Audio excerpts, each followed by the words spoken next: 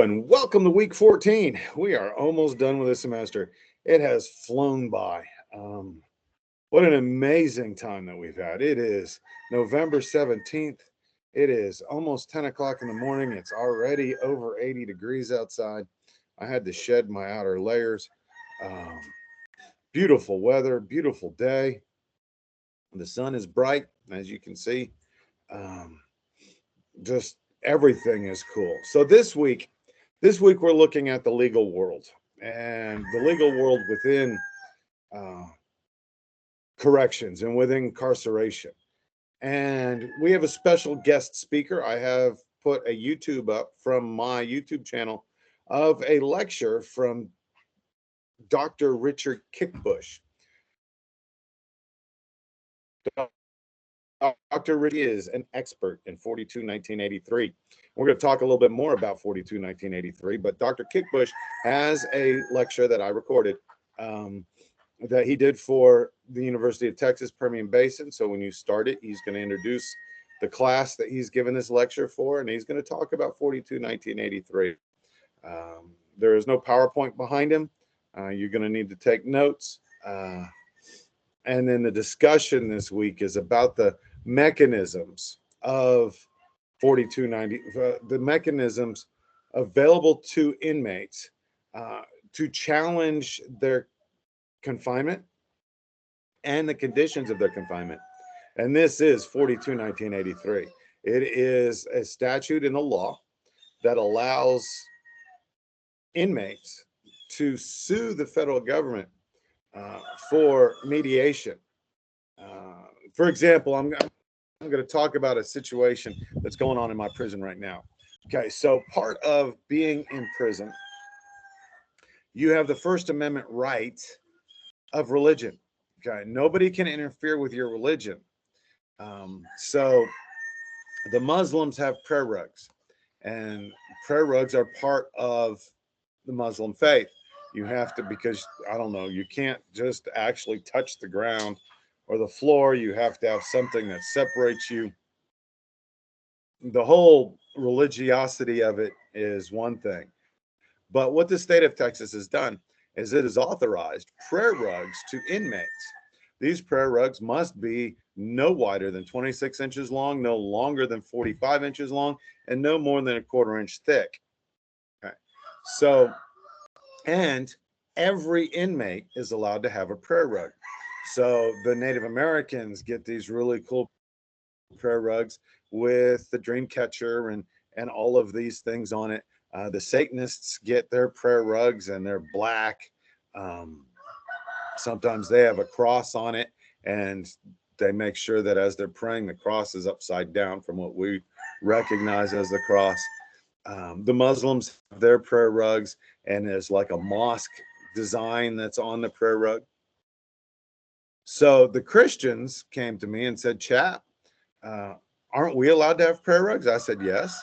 I go, "Well, what are the rules?" I go, "Well, you can order these." He goes, "Well, but those are Muslim prayer rugs. I'm not going to pray on something that looks like a mosque. I want to pray on something that's Christian." So we started looking for a Christian prayer rug that met the expectations of 26, 45, quarter inch. Okay, there's nothing in it that says that it has to be made of cloth. So I found a foam pad, and on top of the foam pad is art. It's got the cross, it's got a church, it's got scripture. A lot of the times it's John 3:16. There's Second Thessalonians, there's Corinthians, there's Corinthians 5:15. There's a lot of different scripture that's on these prayer mats, but they're made out of foam. They're right at a quarter inch thick. Okay? They're 26 by 36. They're within the limits and within the structure of the policy. So we had a shakedown come a couple weeks ago. Well, actually, last week we had a shakedown, and what happened was the shakedown team took up all of these Christian prayer rugs, and they didn't come to me and say, "Hey, are these authorized? What does policy say?" They went to my boss, and then they sent text pictures. They took pictures and texted them to my boss. and said, "Are these allowed? These we found these on this prison. Are they allowed?" And my boss said, "No, they're not allowed. They're padded.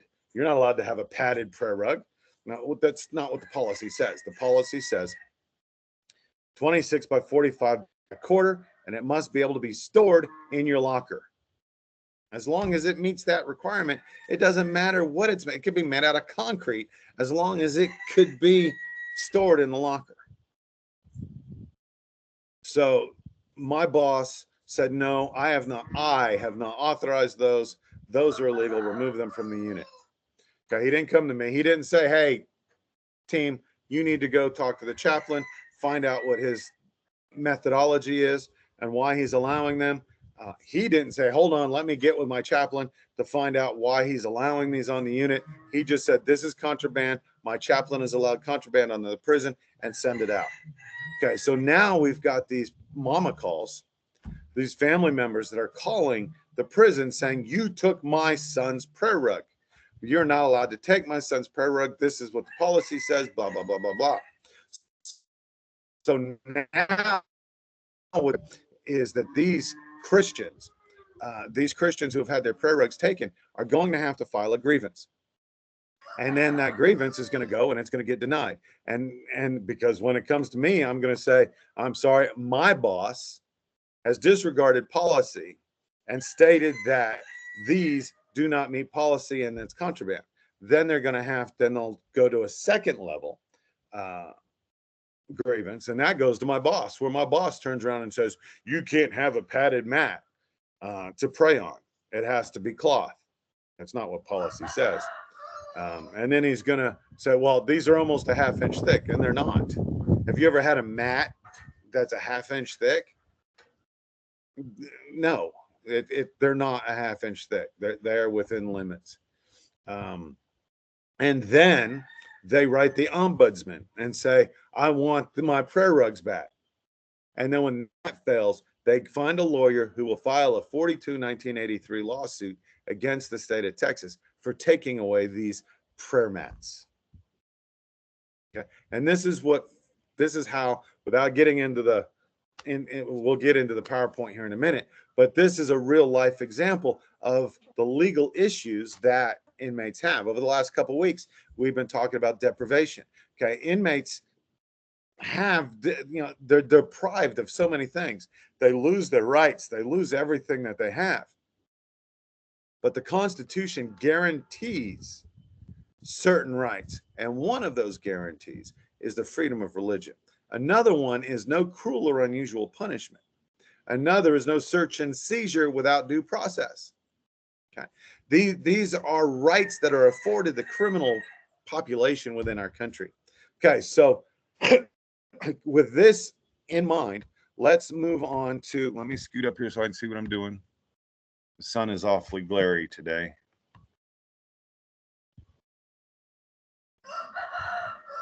Keep losing my mouse. Share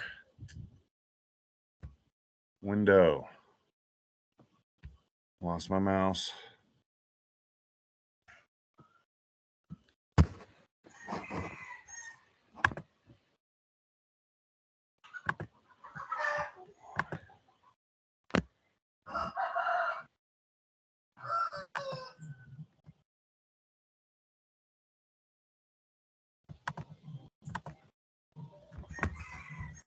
All right, so here we go. Corrections. The legal world and the rights of confined inmates. Okay, so today's learning objectives is to explain what is meant by hands-off doctrine, identify the key legal sources of the rights of incarcerated persons, list the 5 ways in which people who are in prison can challenge the conditions of their confinement, describe the major challenges that took place during the prisoners' rights era, list and explain the 4 amendments to the Constitution on which most claims made by incarcerated persons are based, explain how the development of the rights for the females who are incarcerated has defined from the rights, describe the doctrine of sovereign immunity, and explain how this goes. Okay, the hands-off doctrine. Historically, it's a historical policy of American courts not to intervene in prison management. It is up to the states, and the states are allowed to set their policy and to set their doctrine. And traditionally, historically, the United States government is not going to interfere with the way that we treat our prison inmates. Okay? And I guess another one of these issues in Texas and Arkansas is air conditioning. Okay? And this is the big thing in the courts right now. Okay? But you know, one of the things that we find in prison and prison management is this doctrine or this thought of less than. Inmates and prisons are supposed to bring you to a point where you are less than the general population. Okay. So because of Obama, everybody gets a cell phone because of the Obama phones. Everybody can get one. It's part of welfare. So guess what? The state of Texas, every inmate gets a tablet. They have access to the internet. They have access to programs. There's a Pando app that's on their tablet. That's kind of like YouTube, and it costs $30,000 a year or some extraordinary amount. And then people can put videos on Pando so that they can be viewed by inmates. Okay, and there's several different things. There's books on there. There's all kinds of things that you can access. You can also access your phone through your tablet. So you don't have to go stand in the line for the blue phones that are on the wall. Everybody has a tablet, and everybody can use that tablet to call family and to call home as long as their phone has been pre-approved by the state. And, so less than, going back to less than, the vast majority of the people, or not a vast majority, but there's a whole bunch of people in the South that do not have air conditioning. So if there's people in Houston, there's people in Little Rock, there's people in Arkadelphia, there's people in Texarkana that do not have air conditioning, why should inmates in the prison have air conditioning? It is not a right to have air conditioning, because if it was a right to have air conditioning, then every single person in the country that had a house would also have air conditioning.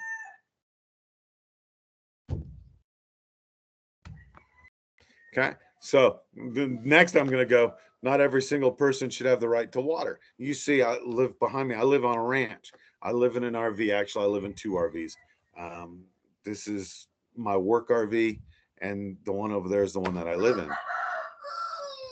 But I have no city water out here. I have no city water. I have, the city, the municipality is not going to bring water out here to my ranch. I have to get water on my own. The policy of less than. Okay. So I have a great big humongous cover over my RVs, which feeds into a gutter system, which feeds into my water supply.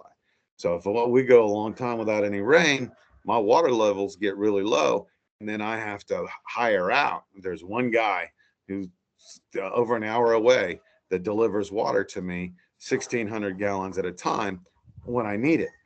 But luckily, we're scheduled for rain this week.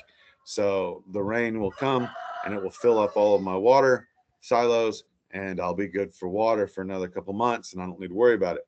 And hopefully we get enough rain this winter, enough accumulation, precipitation this winter. I don't need to worry about water all winter. Hopefully my tank fills up so that I don't need to worry about buying water for my animals. The policy of less than is the hands-off doctrine. The courts followed this hands-off doctrine until the late 1960s.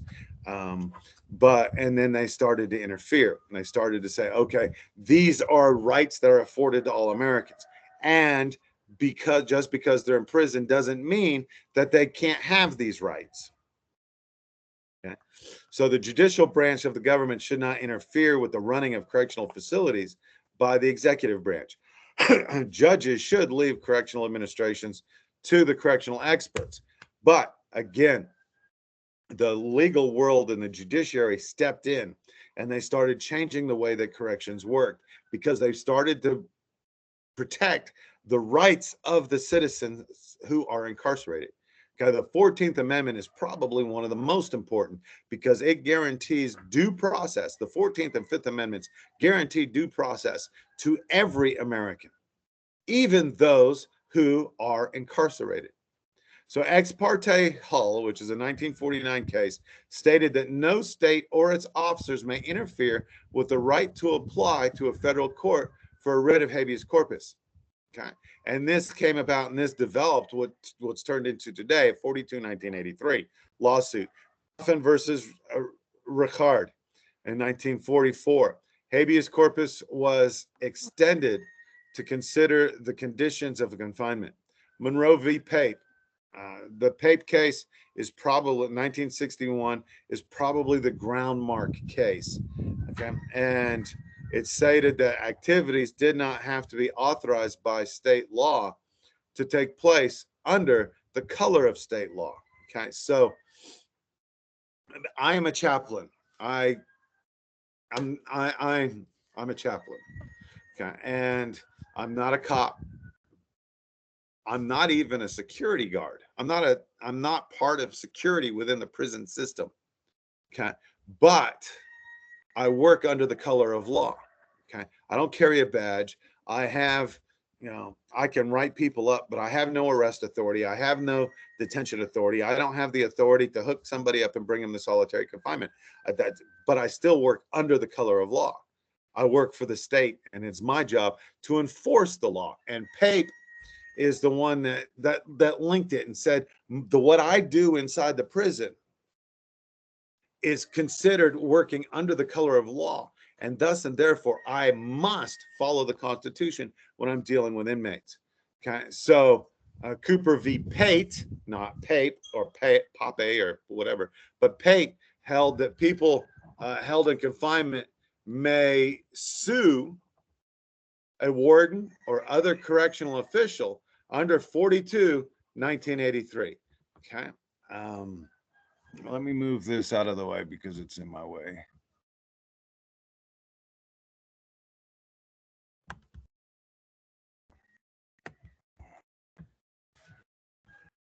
And then Holtz versus Server, an Arkansas case.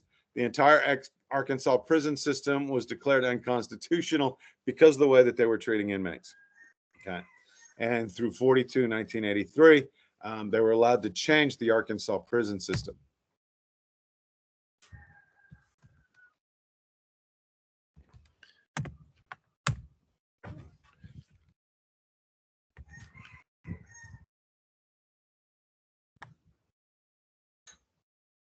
So the rights of incarcerated people, the constitutional guarantees of free speech, religion, practice, due process, and other private personal rights.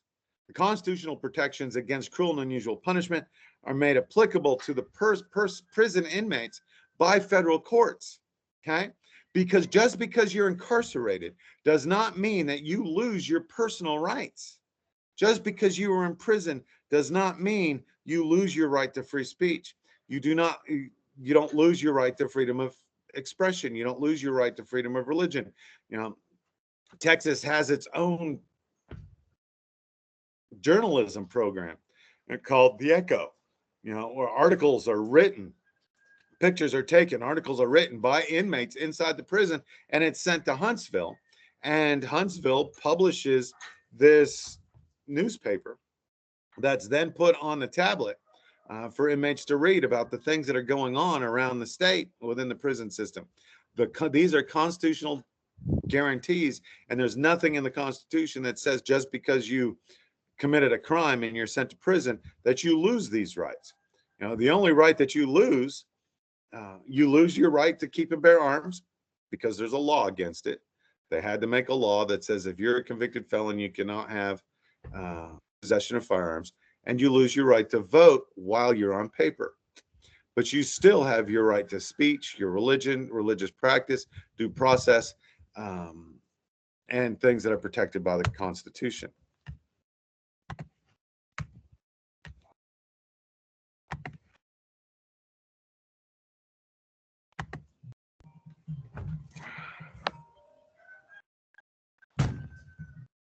Okay, so constitutional rights, personal and due process rights are guaranteed to individuals by the Constitution and its amendments. This forms the basis of most inmate rights. Okay? The Bill of Rights apply to everybody. Okay? Institutional needs. Okay? So these are the foundations for prisoner rights, are the institutional needs. Okay? Prison administration's interests recognize the courts as justifying some restrictions on the constitutional rights of the people in prison. Right now, I've got a problem with water, and I mentioned water. I don't have water here unless I get it myself. The state doesn't provide me with water. But my prison, the Wallace unit, has had issues, and there's a couple other prisons here in West Texas and up along the Panhandle that's having problems with water because the population is growing so fast. We don't have a source for water. And then, like the prison that I work at was built back in the 90s, and the piping and everything is old and it's decrepit and it's having problems. So when they have to turn the water off, we have to bring water barrels in, just like I have over here. I have water cisterns that I get my water from, and we do the same thing with the inmates. Yeah. The safety of prison inmates and staff is instrumental. Okay, and then we also want the rehabilitation of those who are incarcerated. So with these things in mind, these are the legal foundations that establish inmate rights. Okay. There are federal statutes, and then there's what's called civil liability. Civil liability or legal obligation to other persons to do, to pay, or to make good something. Okay. The prison system is going to have to make a decision on these prayer rugs, on whether or not these prayer rugs have to be made out of cloth or can they be made out of foam. Many state constitutions may contain specific provisions regarding corrections, and every state does, not just in the Constitution, but on the laws that are established. State legislatures can pass statutes to grant specific rights. Every person in a Texas prison is afforded the right to attend a primary religious service. Okay. They are allowed by law, required by law, to receive religious instruction. Okay, it doesn't necessarily have to be the church service that we experience in the free world, but they have to have religious instruction, a minimum of 4 hours a month, which isn't a bad deal, right? Okay, how often do we go to church? We go to church, we get there at 10, it's done by noon, 4 hours a month. My faith-based dorm, which we'll talk about in a couple weeks, my faith-based dorm, they have a religious instruction 5 days a week. Mondays, Tuesdays, Wednesdays, Thursdays, and Fridays. They have 2-hour classes every single day, and it is constantly religious-based, faith-based, unfortunately Christian-based, Jesus-centered instruction. In order to go, this is a voluntary program. In order to go into the program, you have to understand and acknowledge that this is a Jesus-centered program.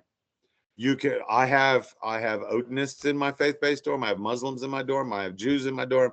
I have Wiccans in my dorm. I have 2 Satanists. I have 5 Santa Muerta believers in my faith-based dorm, because I can't restrict access to the faith-based dorm to just the Christians. But the people that I get coming in to do the instruction are Christians, and the classes that we teach are all Jesus-centered. And you know this going in, you understand this going in, and you understand and you agree, or you're supposed to agree, to a contract that you sign, that you will follow these rules. If you don't follow these rules, you can be discharged from the program. So mechanisms for securing rights of the people who are incarcerated. The first is a writ of habeas corpus. It's an order that directs the person detaining a person in prison to bring him or her before the judge, who will determine the lawfulness of imprisonment. And inmates file writs of habeas corpus all the time, challenging their incarceration. Okay. One of the most recent challenges, I'm going to say recent, but it's been going on for a couple decades, is the fact that people who are convicted and sent to prison for powder cocaine get much lesser sentences than those who are convicted of possession of crack cocaine. Okay, it's still cocaine. It's still a dangerous drug. It's still, narcotics. But because of, and the argument is because white people use powder cocaine and black people use crack cocaine. Those people using crack cocaine are sentenced to prison for longer periods, not because it's crack cocaine, but because they're black. All right, so a tort is an action in a state court. It is a civil wrong or a wrongful act or a wrongful breach of duty other than the breach of contract, whether intentional or accidental, from which injury to another occurs. Okay, so right now up in the Clemens unit, up in the panhandle of Texas, there's a sergeant and a lieutenant who have been arrested for homicide. I think one was negligent homicide and the other was manslaughter. So this inmate set his cell on fire. Fire alarms were set, and ICS was called. The lieutenant and the sergeant showed up. And I don't know all the facts of the case, but this is what's been alleged in the news. And especially with the TDCJ troll on Facebook, it's alleged that these two officials of the state government sat there and watched this man die. And they did nothing to stop or to protect his life. Okay, so they've been arrested, they've been charged criminally, but the family is also filing a wrongful death suit. And this is, I know that's a little bit extreme, but this is the same thing that can happen with the prayer rugs, the prayer mats. Okay. Federal civil rights lawsuits are people held in federal or state prisons can file a lawsuit in federal court alleging that civil rights violations by correctional officials. The way that I started this, their rights to have a prayer rug have been violated by Chaplain Day and by the contraband intervention team as a way to, because their rights to have a prayer rug have been violated. If confined individuals are successful, the courts can award nominal damages, which is small amounts of money that may be awarded when inmates have sustained no actual damages, but there's evidence that their rights have been violated. Okay, so the state would have to pay for this prayer rug. Or compensatory damages, money awarded as a payment for actual loss suffered by the plaintiff. Again, the prayer rugs. Okay, I've got damage because I can't pray on my prayer rugs. So you need to pay me something. Punitive damages. This is money awarded to punish a wrongdoer for an intentional and malicious act or an act done with reckless disregard for the rights of the victim. A request for injunctive relief. An injunction is a judicial order to do or to refrain from doing a particular act. So this, for the prayer rugs, what these people would want is to file an injunction to tell the state to give back their rugs. A criminal court system is a dual court system that exists within the United States. Okay, so you can be, even though the Fifth Amendment protects us against double jeopardy, it doesn't protect us against a criminal matter and then a civil matter. So just like O.J. Simpson. O.J. Simpson was found not guilty of murdering his wife and Ron Goldman in a criminal court, but in a civil court, he was found responsible for their death and awarded $50 million. Okay, well, he was penalized $50 million for what he allegedly did to, well, I guess we can say he did because a civil court found him guilty, found him responsible for the wrongful death of Nicole Simpson and Ron Goldman. Same thing would happen with a 42-1983 lawsuit, where the officer would be found liable. Okay, we can go to this homicide case up in the Clemens unit. Clemens unit. I think it's the Clemens unit. Just go to the TDCJ troll page on Facebook and you can find which unit it is.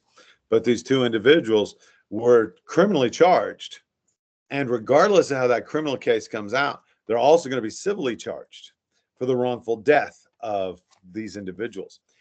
There's also another case that's going on, and that is a officer died because of lack of air conditioning. Because as officers, you got to wear your uniform, you have to wear a t-shirt, you have to wear your shirt, and then depending on which building you're working, like on my prison, it's called E-wing, you have to wear a thrust vest.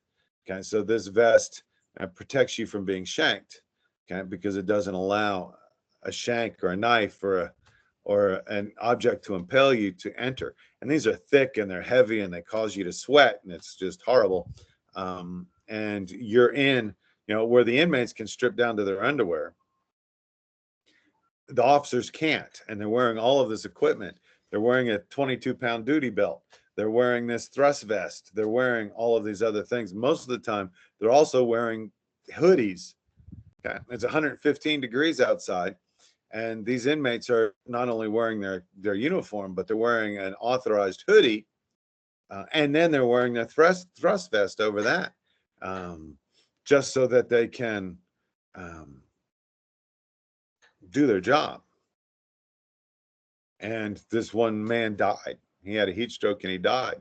So his family's suing TDCJ for not affording him the right to respite, not affording him the right to air conditioning. Okay. So we've got this move in Texas to make sure that every prison unit is air conditioned, because it gets hot in these prisons. So the criminal court system in the United States, you've got the U.S. federal side there on the left. You've got the state side on the right. Once all of your measures have been met on the state, then you can go to the federal. And I know this chart shows you going from the state Supreme Courts to the U.S. Supreme Courts. But normally how this actually works is it goes from the state Supreme Court down to the U.S. District Court, then the District Appeals Court, and then to the U.S. Supreme Court. Okay. So the grievance procedures, it's something that I've already discussed. It is a formal institutional process for hearing people who are in prison. Okay. They promote justice and fairness. They allow people in prison to voice their concerns and their complaints and their grievances. The grievance procedures are an attempt to reduce the number of lawsuits filed by people that are in prison and to assist correctional administrators in identifying institutional problems and things that need to be addressed and taken care of. Okay, so staff member. So here's the process for receiving and resolving grievances. Staff member or committee in each institution receives complaints. Hold on a second. That is my boss. Chaplain Fisher, may I help you?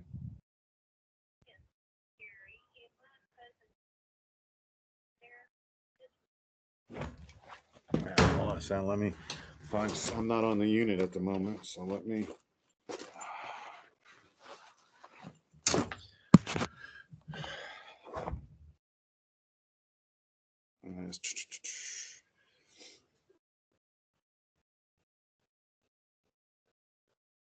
No, one moment. Sorry.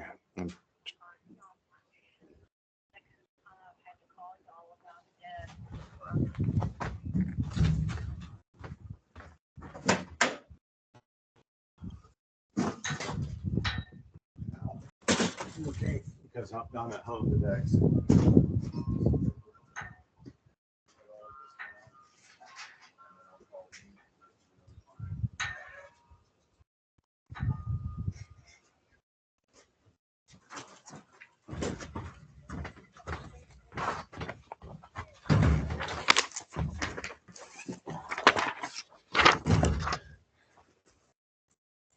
One of the things about being a chaplain, you never really have a day off.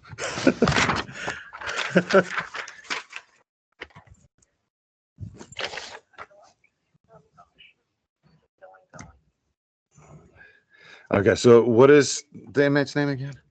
Kevin Barnes? Dennis. Do you know his number?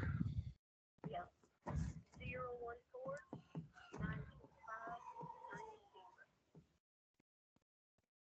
I know this name. Did I just this just a few weeks ago, wasn't it? Well, it's 2 months ago, His brother, but this time it's his mother. And okay. Yeah, okay, one more time. Dennis's mother just passed, yes? Okay. morning at 5:30 a.m. And it's so weird. I was going to call the nursing because she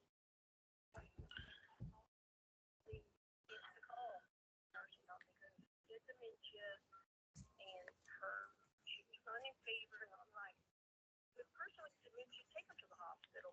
You know, you don't play around with that. Right. My mom had massive therapy. She got neither eyes and ears. And what was his mother's name? Patricia, we called her Pat. Patricia, she remarried. Her last name is Bueller, but she was not Patricia Warren. What was her legal last name? Is Bueller, Beuhler. Okay. And Her husband died. I don't know if Dennis knows that. Her husband died too. You know, she remarried. He died. and what is your name again, ma'am? My name is Carrie. Carrie. Yeah, he'll know me, Carrie. I'm the only Carrie in the family. Okay, and your last name? Gateff, Gateff. I'm his cousin. Okay. Your cousin. And what is a good phone number for you?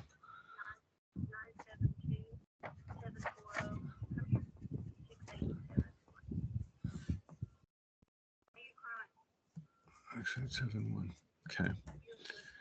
And do you know which funeral home is going to be handling the funeral? It's going to be the Texarkana Funeral Home in Texarkana. Texarkana Funeral Home. I can't remember what street that's on Texarkana Funeral Home. It's only one, I think. Okay. Do you know their phone number? I can guess. Oh, okay. They just moved her home.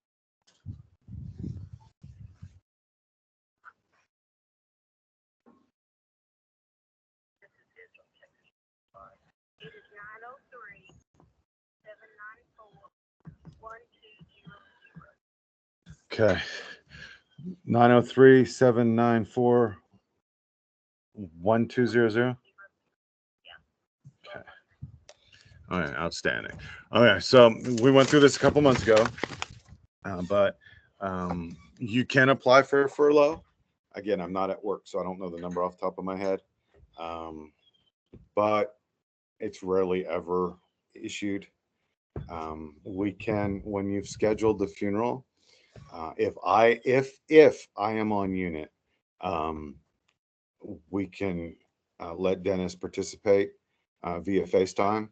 Somebody would need to have an iPhone that I could call, and then we can have him participate via FaceTime. I yes, I don't know. Okay. Yes, my direct number is 325 325 316 9105, and that's my state phone, and it comes straight to me. Chaplain John Fisher.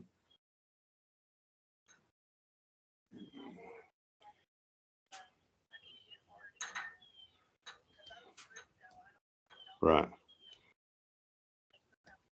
But I work Tuesdays through Fridays. I'm on unit Tuesdays through Fridays.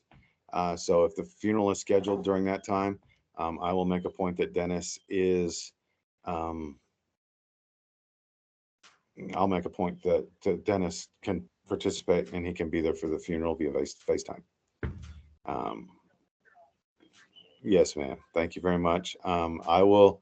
I have to call the funeral home and confirm Patricia's passing, and then I'll call the prison, and I will get one of the sergeants or somebody up there at the prison to allow Dennis to make a phone call. Otherwise, I will have him call you tomorrow. That might be even better. We'll notify today, and if they let him have a phone call, great. But I think that I'll also pull him over and let him call you again tomorrow. Okay. Okay. Thank you. And I am sorry for your loss. Thank you. Bye bye. Okay, ladies and gentlemen. So now you get to see part of my job. You got to see part of my job. So what I would do now is I'll call the funeral home. I'll verify that this woman has passed away. Then if I'm on unit, I would normally just call the inmate to my office. I would sit him down. I'd tell him that his mom just passed, and would give him an opportunity to make a 10-minute phone call. I'm going to go ahead and let him make that 10-minute phone call tomorrow,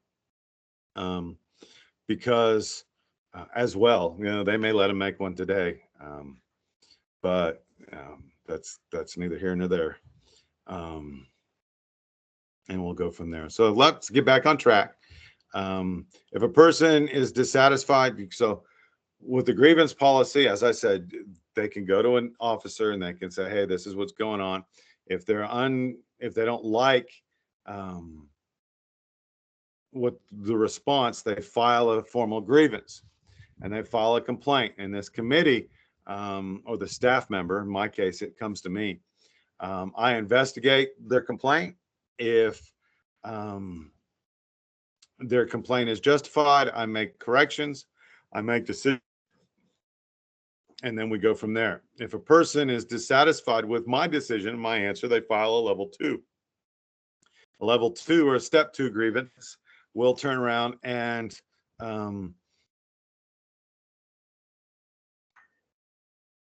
they'll turn around and they can appeal through a step 2 process, and that goes to my boss. Okay, if the person is still dissatisfied, the complaint may be given to the state's commissioner or corrections and the state's corrections board.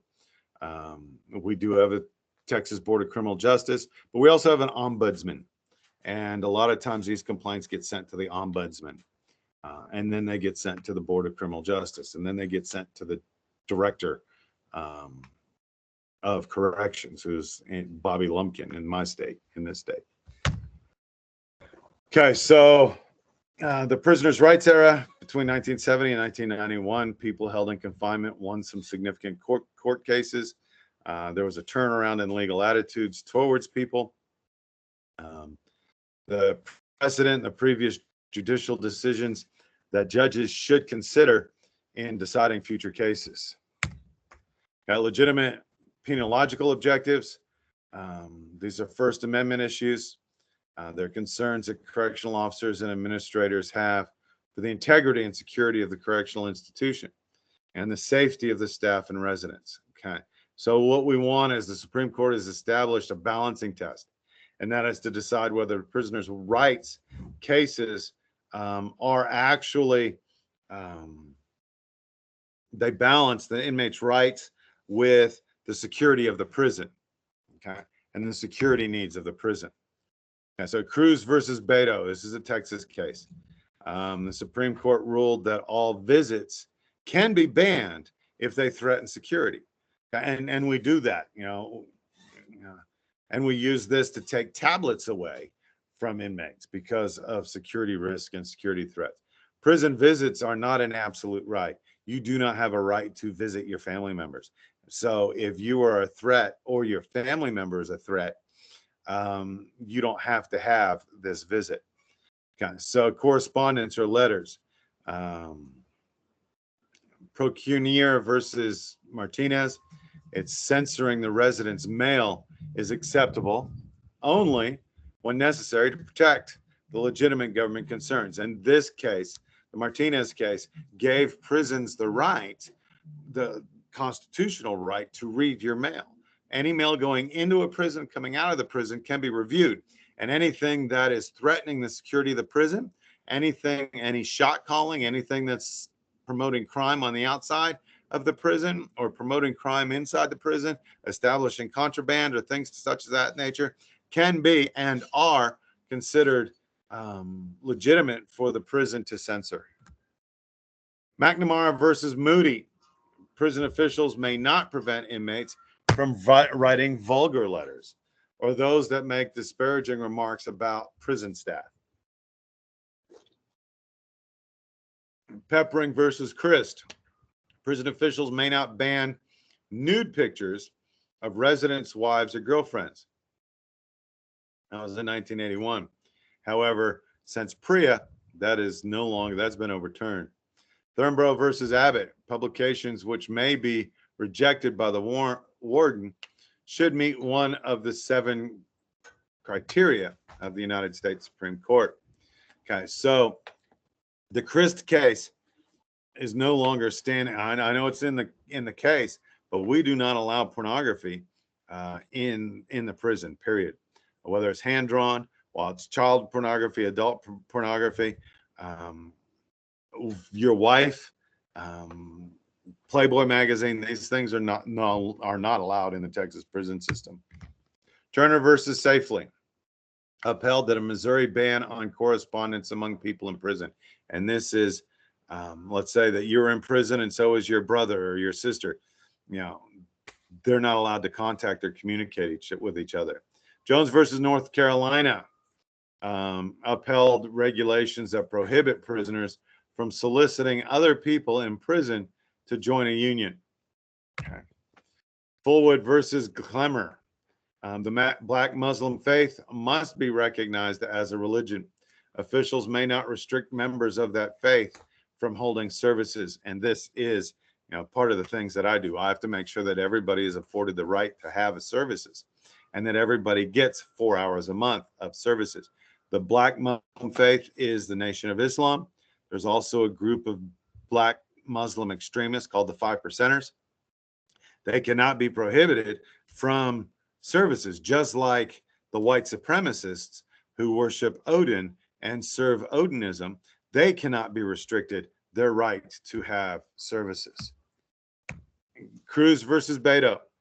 Inmates have to be given a reasonable opportunity to pursue their religion. Here we go. That's my job. I make sure that everybody has the right and the ability to pursue their religion. Kahani versus Carlson. Jewish inmates have the right to eat a kosher diet. So Texas has established the Stringfellow unit, a Jewish unit where everything there is kosher. Everything there is also halal.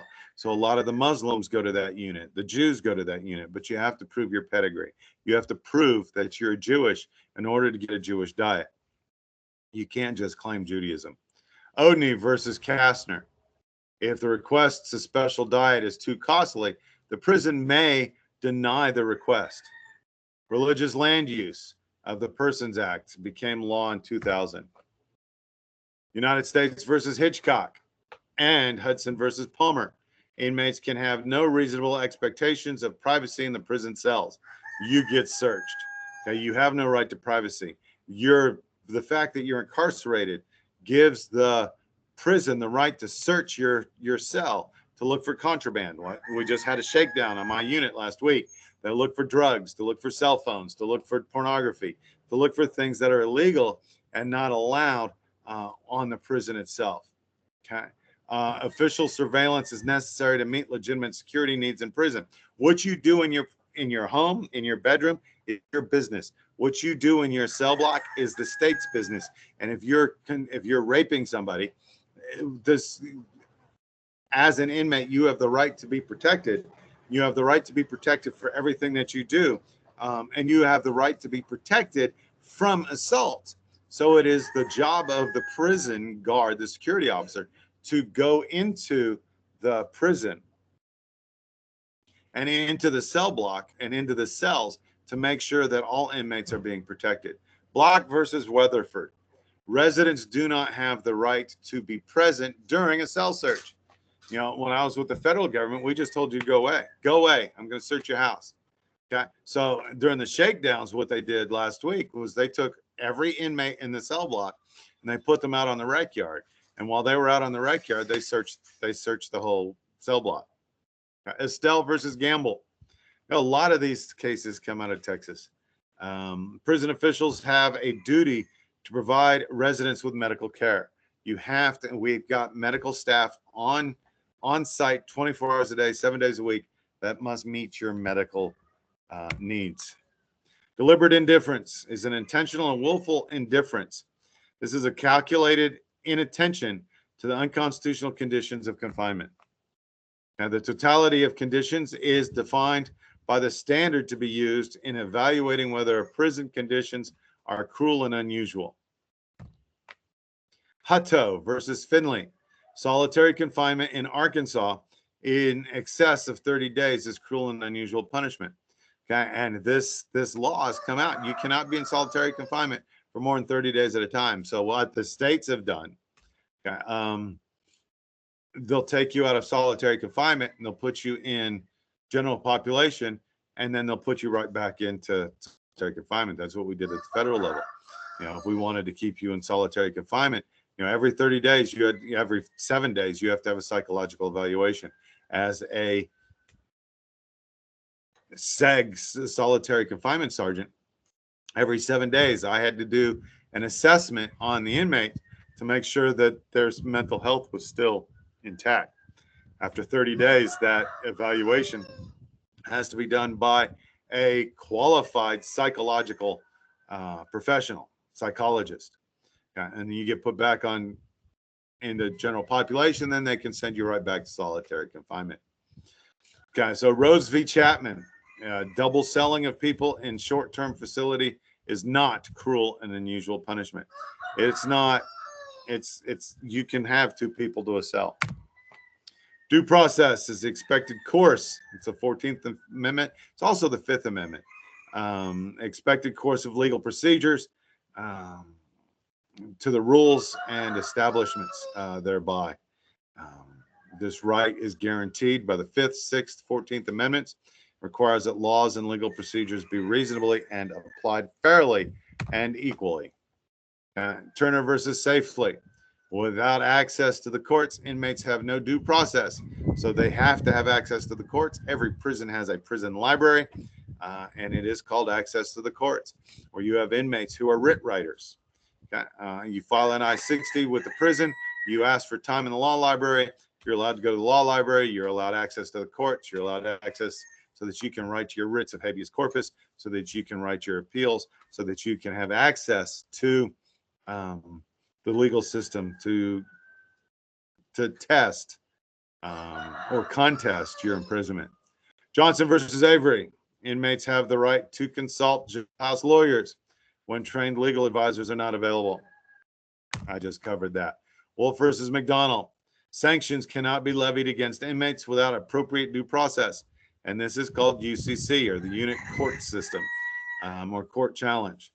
At Baxter versus Palomaggiano, inmates do not have a right to counsel at a prison disciplinary hearing, although they are given the right to have a representative in their stead. It can be another inmate, it could be an officer, it could be whomever. The Texas prison system has a sub-counsel system, and this is an employee of the state who represents you as a inmate in disciplinary hearings to make sure that your due process rights through the hearing are met. Meacham versus Fano. People in prison have no right to be in any particular prison. You don't get to choose where you go. You can request a hardship, but there are no, you cannot refuse housing, and you cannot refuse transport or transfer to another prison. Bounds versus Smith. Law libraries were created in prisons across the nation so that people can have access to the courts. Daniels v. Williamson. People in prison could sue for damages in federal court only if officials had inflicted injury intentionally. West v. Atkins, private citizens contracted to do work for prisons can be sued for civil rights violations. Okay, frivolous lawsuits are those lawsuits with no foundation in fact. They're brought for publicity, political, or other reasons not related to the law. Some of these cases include Turner versus Safely, Wilson versus Sider, Mark versus Nick. I'm not going to go through all of them. Burns versus Dello, Farmer and Brennan, Edwards versus Balas, Overton versus Bassetti, and these are all a whole bunch of cases. So legal mechanisms. People held in state prisons are required to exhaust all state remedies before filing for petition, a right of habeas corpus in federal courts. People held in federal prison are required to show that their petitions that they were deprived of some right, and deprivation of this right made the prison more burdensome. Okay, and these are cases that deal with women in prison. Strip searches of female misdemeanants awaiting bond are unreasonable and considered unconstitutional. Okay, the court ordered an end to the unequal treatment of females in state jails. Court ordered plan to provide higher education and vocational training for female residents in the Michigan prison system. A lack of funds is not an acceptable justification for an unequal treatment of male and female persons held in prison. And it goes on and on and on. So I'm going to stop sharing. You got to see me at work a little bit. There it goes. You got to see me at work a little bit. You got to see me at work with this death notification. I'm not going to allow you to watch the rest of it and the rest of what I do, but we can discuss it in the forums. We can discuss it wherever, in the Lion's Den if you want to, and we can go on from there. So I hope you have a great week, and I'll see you in the forums once I can find my mouse again.